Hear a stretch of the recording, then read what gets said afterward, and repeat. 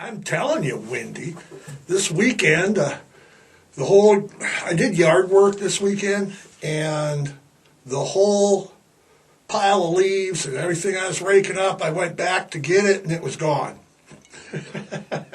in Montana, it's gone. Neighbor's problem. Good morning. It is Monday, April 10th. If you needed to be work by 8 o'clock, you are late. It's beautiful today, and it's supposed to be like 70, 75, 78 today. 78. And we're going to have snow by Wednesday in the 40s. Yeah, no problem there. Of course, it's Monday after Easter. We had the whole Easter weekend, starting with Good Friday. Everybody, as a recovering Catholic, I remember that Good Friday when Jesus said, I'll be back in 3 days. Take those eggs, dye them, paint them, hide them. I don't care what you do with them. Hence, Easter. Great Falls here, we had our annual Easter egg hunt at Gibson Park.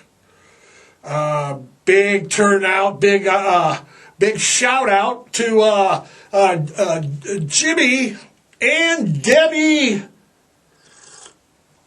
Flippets of Great Falls.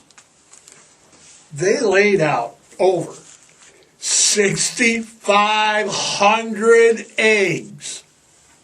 Man, that is a lot of brunch. We can go to brunch, have eggs Benedict, eggs pesto, scrambled eggs, eggs over easy. I can't believe, Andy, how fast we were there. Didn't get any coverage. We got there late.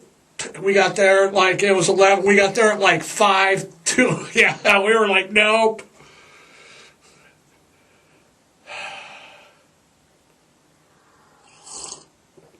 Before we go any further, Andy says to like and click subscribe. It's right down here on the YouTube here. And that way you'll get every podcast that comes down the pike every Monday morning.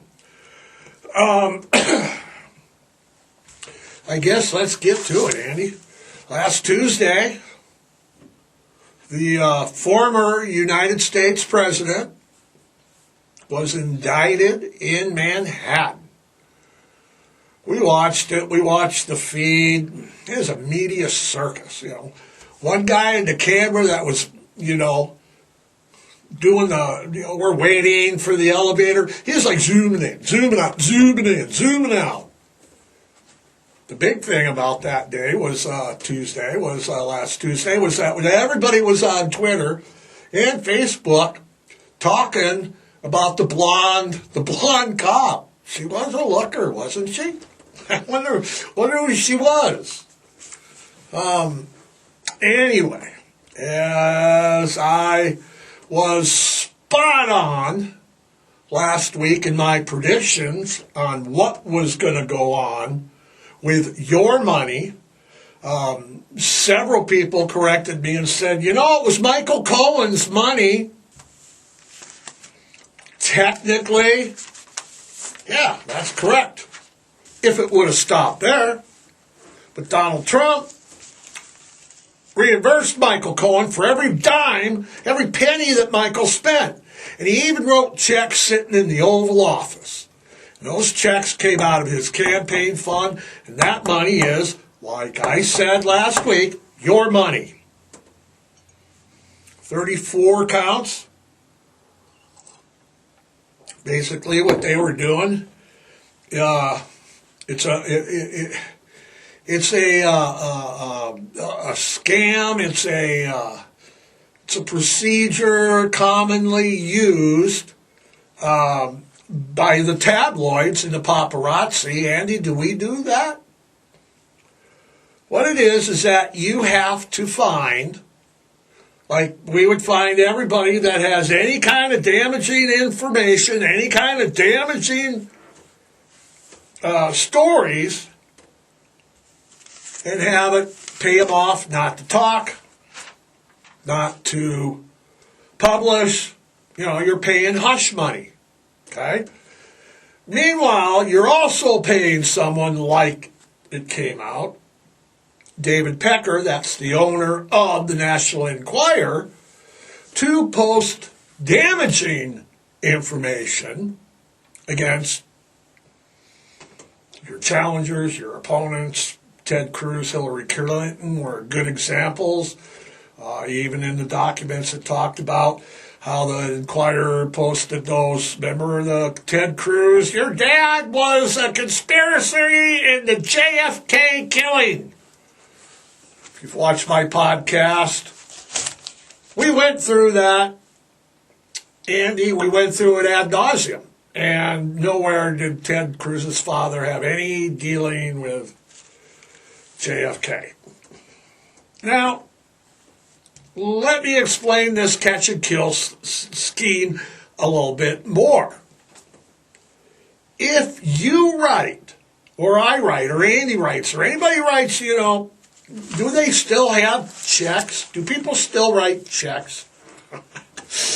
If you write a check, and it's a bad check, one check, that's a mistake. You can correct it. Say, look, you know, I was overdrawn. Sorry. But if you write 34 checks, see what I did there, Andy? 34 checks, it's no longer a mistake. It's called a common scheme. It's a felony. So, it wasn't just Stormy Daniels. It was Karen McDougal, the bellboy, you've got to get going now. Yeah, the bellboy somewhere. You know? Do I think that Bragg has a built-in case that he can win? Or do I think that Trump will wiggle out of the hook, get off the hook? You know, there's a really good chance. I mean, I've read the indictment. Facts are facts. The 34 indictments, they did indict. The grand jury said, yeah, there's crime here.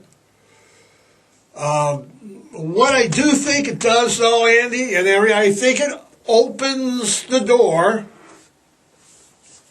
so to speak. Hello? It opens the door for other prosecutions. You know, the Department of Justice investigations, the January 6th investigations, and, of course, the big one that's going down in Georgia. Out of all of those, even the one that's been filed last week, I personally think that the any criminal case against our former 45th president, Georgia is the most possible for a indictment and a win. I heard the phone calls. You know, I heard them like everyone else did, and he wasn't joking. You know, I don't want to hear, oh, he was, you know, that old Donnie, what a sense of humor he's got. No, he doesn't have one like that. You know, and meanwhile, on Twitter and on Truth Social, again, you know, it's the mantra that I'm hearing now on there is that he's our former president is unleashed demoralizing attacks on Manhattan District Attorney Alvin Bragg, his family, his wife, kids, friends. Former president is again calling for the dismantlement of all federal law enforcement, of the FBI, of the Department of Justice.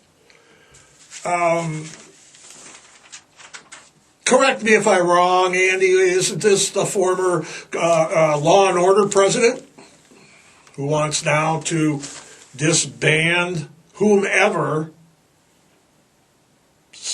The sign is far from over. And like I said, it's a media circus. Everyone's on Twitter, everyone's on Facebook, everyone's on Truth Social. The president's saying this, and they're pointing fingers everywhere, and it's just a whole spin factor, warp 9. It just, of course, did you see our former president at UFC 287 on Saturday night? Yeah, and he is seated. Who was he sitting with? He was sitting with Dana White, Kid Rock, Mike Tyson.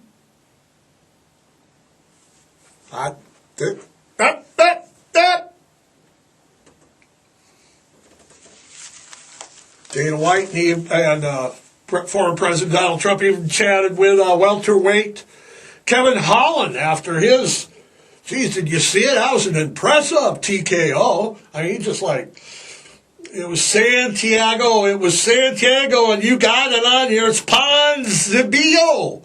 I'm going to go Ponzibio. Santiago. Kevin pounded Santiago, TKO. After the fight, visited with Dana White, President Trump.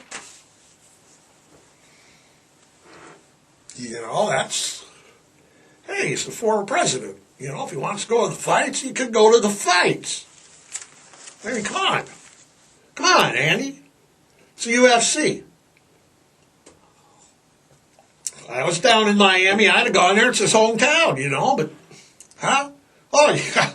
Yeah, speaking of fights, bing, bing, last week, Bud Light, which is owned by Anheuser-Busch,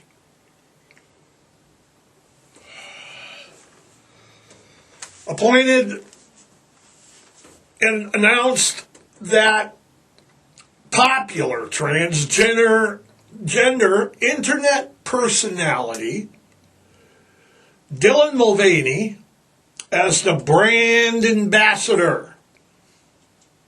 I haven't seen. People are losing their minds. I haven't seen I haven't seen this much outrage over an image on a piece of tin. Well, since they took the Confederate flag off the General E. Lee. The Dukes of Hazzard, just a good old boy. The Dukes of Hazzard. The people are going crazy. They're just, again, it's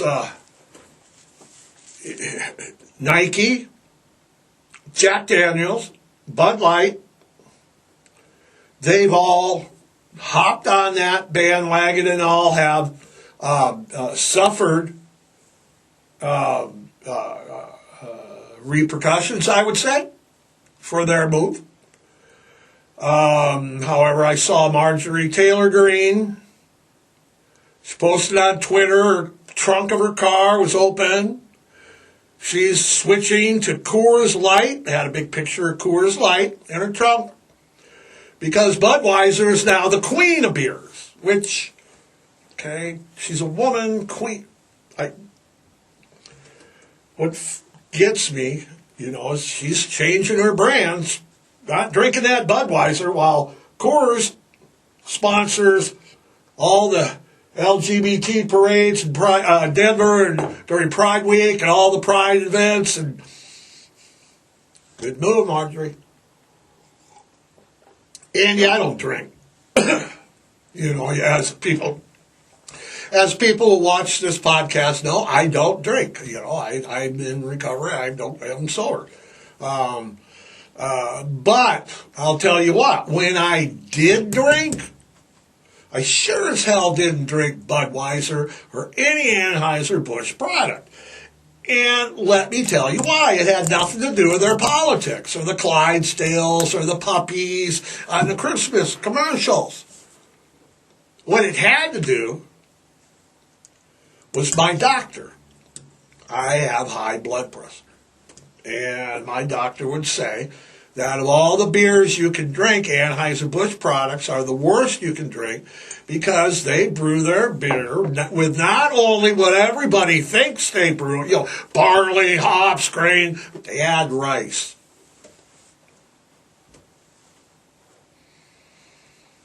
They add rice. And what rice does when it's fermented is it's like sake, it raises your blood pressure. So my doctor said, don't drink Anheuser-Busch products.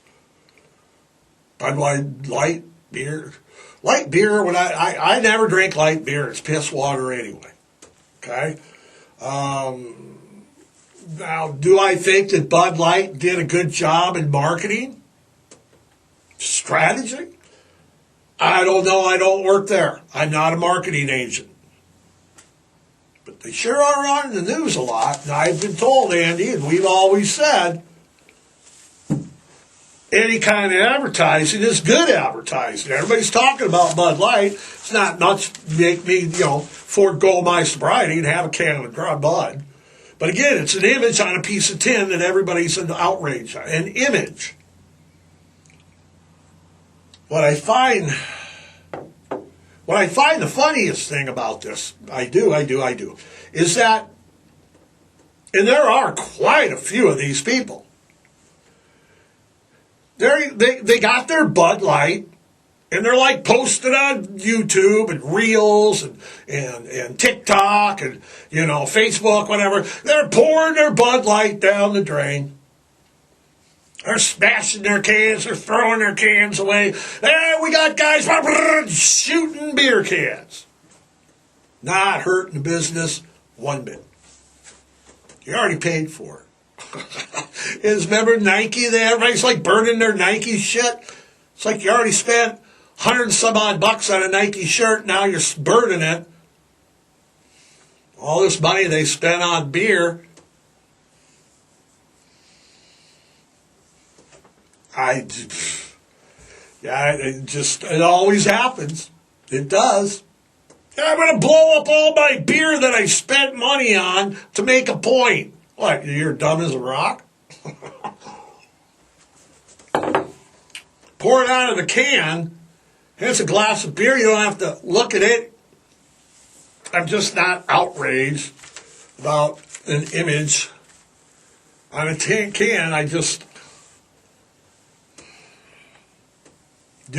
don't think it was a good idea, but Anheuser-Busch and Bud Light, social media outlets, Andy, that's why I don't think. You say, why not?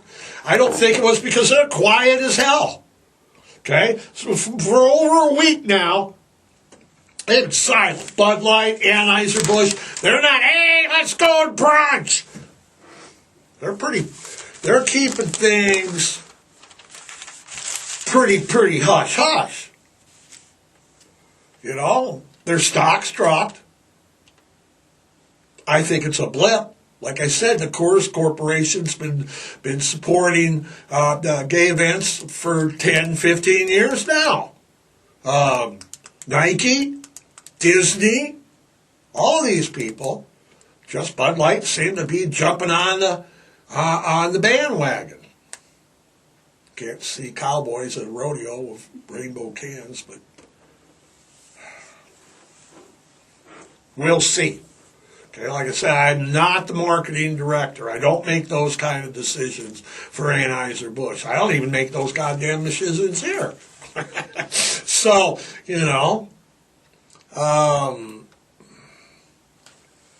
oh yeah, I was gonna get it. I'm gonna get there. Andy wanted to go. He's going Clarence. He's making a clown thing. I think, all right, Supreme Court Justice Clarence Thomas. I think he's on a quest to be the most corrupt judge in the history of the Supreme Court. And it came out last week. Last week was killer. It was. We had Indictments, Bud Light, and now Clarence came out last week. He has reportedly spent decades. That's like not 10 years. That's like 20, 30 years. Accepting exorbitant gifts, luxury vacation, yacht parties, yacht tours from a major GOP power player. Kind of like so-and-so on the other side. None of these gifts, trips, parties, vacations, hanging out were reported, disclosed, mentioned to the American public, nor were it reported. I mean, it's a clear and brazen violation of state and ethics law that the court has to do. It was Harlan Crow. That's who I'm talking about. You know, Harlan Crow's to the Republicans like George Soros is to the Democrats. So if you have a Supreme Justice hanging out with George Soros, wouldn't you be just going crazy? Then you should be going crazy if a Supreme Court Justice is hanging out with Harlan Crow. Who is he? He's an American billionaire, real estate developer, white old man from Dallas, Texas. Got all his money from his dad, grandpa, it's old money in Texas. He is the leading donor to the Republican Party and is involved in many, many conservative causes. Now again, this isn't cool. Okay? George Soros wouldn't be cool if he was hanging out with whomever on the court. And it's not cool that Harlan Crow is. What gets me about Harlan Crow is that he's a collector. Okay? And he's a collector just like me. No, wait, hold it. He ain't just like me. Okay? And no. I collect, let's see. Okay, here at the studio, there's all sorts of cool rock and roll stuff. We got Eddie Van Halen, we got Janis, Kurt Cobain, Jimmy Page, John Lennon, Ozzy, Snoop, Alice Cooper, AC/DC.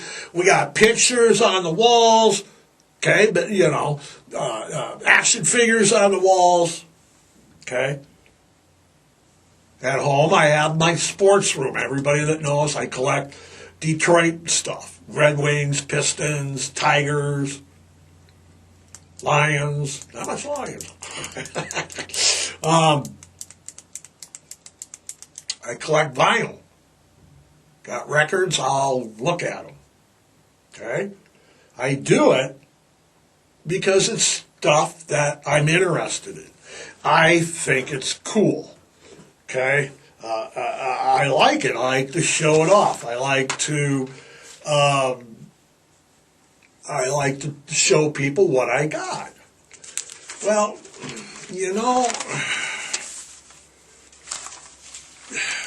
Andy Crow has an extensive collection of Nazi memorabilia. He has 2 paintings that Adolf did. He has a signed copy of Mein Kampf, signed by Adolf. He has all the Luftwaffe insignias and the daggers. And I mean, it's a huge collection. Now, I mean, if a Colorado Avalanche fan or a Chicago Bulls fan hears that I collect Detroit stuff, Well, they think that it's like I'm collecting Nazi stuff to them, and I got an extensive Michigan Wolverine collection, so any Ohio State fan would find my collection offensive.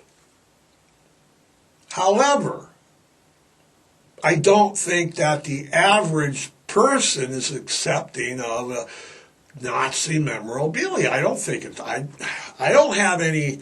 I mean, yeah, I might think, yeah, I got a dagger, but it's like it's big collection. Also, he collects statues of authoritative leaders, and he's got like 20 of these big, concrete like statues in his backyard. He's got Stalin, Lenin, Chairman Mao, Castro, Hitler. I mean, what in the actual what? I have Yzerman, Tom Brady when he was at Michigan. He's got Stalin and Lenin. I've got a big cutout of Michigan's win over Ohio State, the Big Ten championship. He's got Castro. I got a Gordie Howe, signed Gordie Howe picture, pencil drawing. It's got Hitler. I'm not discounting anybody's collection, but if you're into that kind of stuff, you're into some pretty weird shit. Not surprising for where he lives and who he is. Am I generalizing old white men from Texas again, Andy? Of course I am. Of course I am. They're on the list.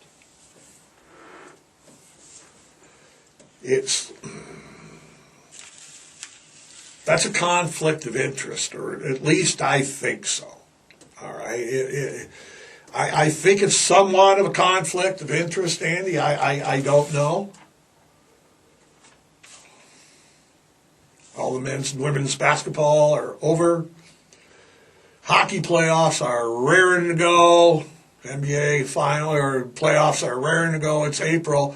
We're getting down the home stretch. The finals in the NFL, NBA, and the NHL are June, early June. So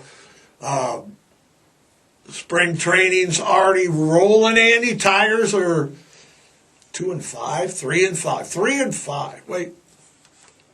Yeah, you're right. Well, it's early yet. I haven't checked the Mets. They got Verlander and Max. They were both Tigers at one time. Cy winning, young winners and everything. Yeah, I collect stuff like that. Okay, that's I got I got a Verlander rookie card and a Verlander McFarlane's action figure in the package in my collection. I don't have a Chairman Mao action figure, nor do I have a Hitler action figure. I got a Gordie Howe, a Brandon Shanahan action figure. I have got a Kirk Gibson rookie card. I do not have a Joseph Stalin rookie card, though.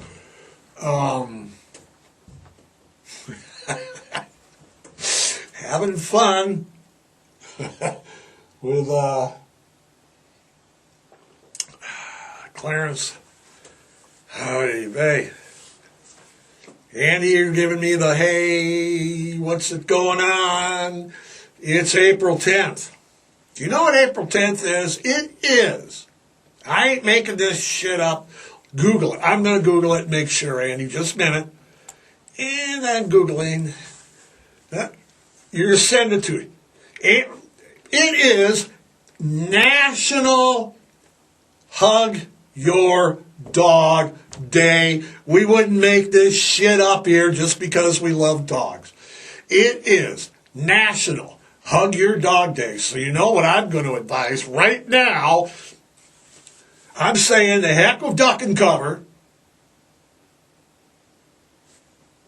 Hug your dog. Kiss your dogs. Love your dogs. Spay and neuter. Adopt, don't shop, Andy, right? We're always going to do plugging that. Foster rescue. I saw it. I saw that. Do we have time? We have time. There was a chase in California. Send it to me right now. There's a chase in California this weekend. It involved 3 cars, 8 people. In the heart of the involvement of this chase, or whatever you want, in the scenario of this chase, cops are closing in. The perpetrators are trying to get away. They decide that a good idea to help get them away is to throw a puppy out of the window. Puppy survived unscathed. Perpetrators are in jail. Yay, yay, yay. Yeah. So, it's April 10th. Hug your dog. Remember, kiss your dog. Spay and neuter. Adopt, don't shop. Foster rescue. It's Hug Your Dog Day. Andy, until next week, until next Monday. Have a great week, everybody. We're out of here.